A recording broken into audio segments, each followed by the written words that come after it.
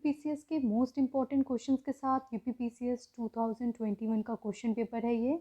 और चलिए देखते हैं कैसे करंट अफेयर्स को कवर किया जाए और कौन से क्वेश्चन पे फोकस किया जाए। देखिए, नेशनल डिसास्टर मैनेजमेंट जो है वो कौन है इसके चेयरमैन, तो आपको पता ही होगा, ये प्राइम मिनिस्टर है। ठीक है, उसके अलावा देखते हैं आगे करंट अफेयर्स, जो कि जनरल करंट अफेयर्स हैं। What is the theme of world youth skill day? तो थीम है री imaging youth skill post pandemic, यानी ऑप्शन नंबर डी इसका राइट है। क्वेश्चन नंबर 9 जो है उसका आंसर है नाइट्रोजन जनरेटर को कन्वर्ट करता है ऑक्सीजन जनरेटर में कन्वर्ट किया गया है आईआईटी बॉम्बे के द्वारा। देखिए, इसका फुल एक्सप्लेनेशन था, पूरी पीपीटी में बनाया गया था, आपको याद होगा। ये काफ़ी मई के टाइम में, आई थिंक 2-3 मई को काफ़ी ज़्यादा न्यूज़ में था ये। Which of the following, okay, ये तो आपका ज्योग्राफी का है। आगे बढ़ते हैं।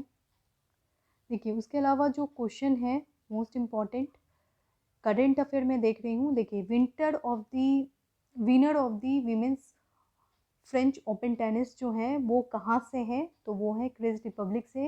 देखिए, इस तरह के क्वेश्चन अब आने लगे हैं और मैं बिल्कुल एक्सप्लेन भी करती हूँ, पीपीटी में भी बताया है कि कौन जीता है, वो कहाँ से है और किसको हराया गया है। ये तीनों क्वेश्चन आते हैं एग्जाम में।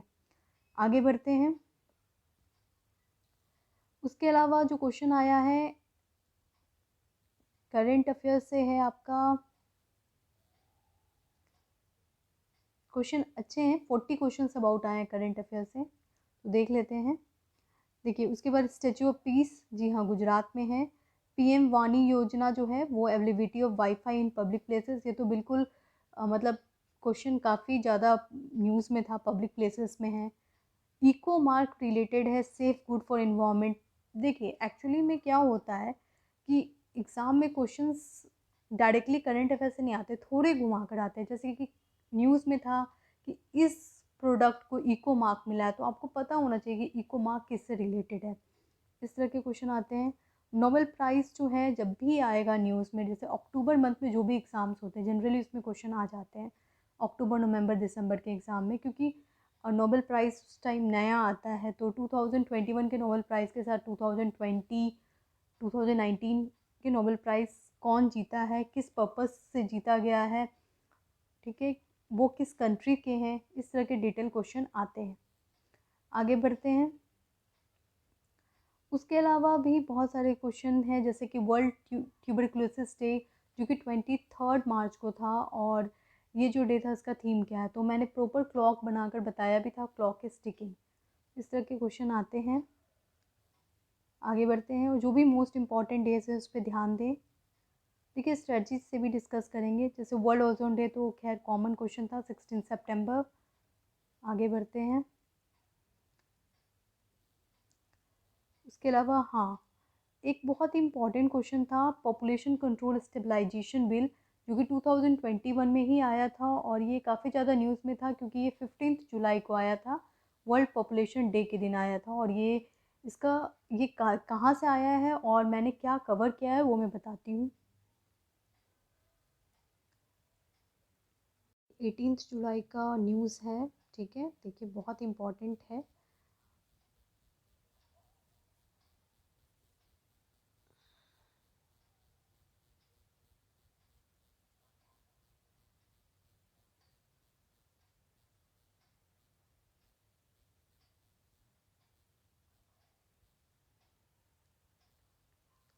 देखिए, वर्ल्ड पॉपुलेशन डे था 15 जुलाई को, और उसी दिन इंट्रोड्यूस किया गया है CM of UP, that is new population policy, जो कि बहुत इंपॉर्टेंट क्वेश्चन था और बहुत ज़्यादा पढ़ने की आवश्यकता नहीं थी। जो इंपॉर्टेंट पॉइंट है वो यहाँ पे डिस्कस्ड है।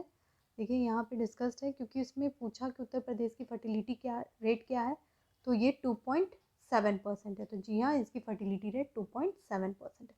तो क्वेश्चन यहाँ से आ रहा है।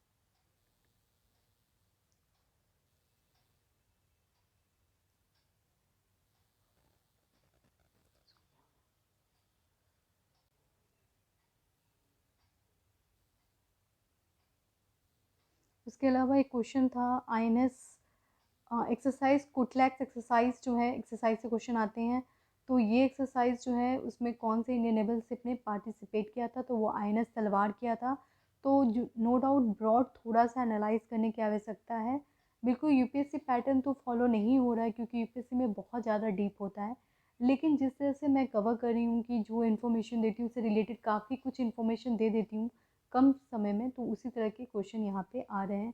तो हाँ, एक्सरसाइज के साथ ये भी जानेंगे कि वहाँ पे कौन कौन से आईएनएस भेजे गए हैं। उसके अलावा देखते हैं,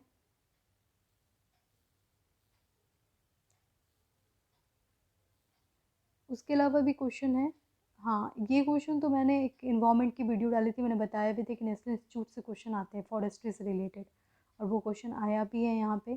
central agro forestry research institute जो है, इसमें से इसका आंसर होगा, वो बांदा में नहीं है। ये मैंने आपसे शेयर भी किया था इससे रिलेटेड इन्फॉर्मेशन। चलिए आगे बढ़ते हैं।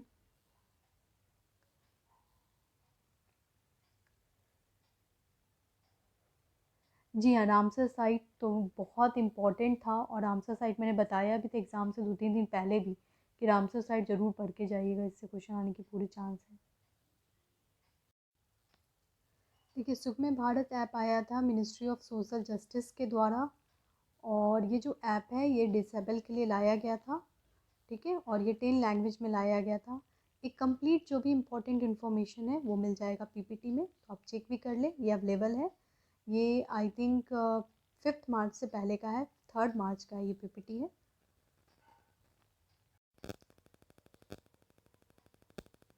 देखिए, ये न्यूज़ है 13 जून का, ठीक है, तो पहले वो देख लेते हैं। देखिए, ये न्यूज़ कवर किया गया है 13 जून का, ये न्यूज़ है और मोस्ट इम्पॉर्टेंट न्यूज़ है। इसमें कवर किया गया था पुलित्ज़र प्राइज़, ठीक है, तो ये देखिए, ये पुलित्ज़र प्राइज़ को कवर किया गया था इस न्यूज़ में, और बताया गया था कि 2021 का पुलित्ज़र प्राइज़ दिया गया है डार्नीला फ्रेज़र को, क्योंकि बहुत इंपॉर्टेंट है। डार्नीला फ्रेज़र को प्राइज़ तो मिला है, लेकिन किस लिए मिला है और फोटोज से बिल्कुल एक्सप्लेन किया गया ताकि आपको याद रहे।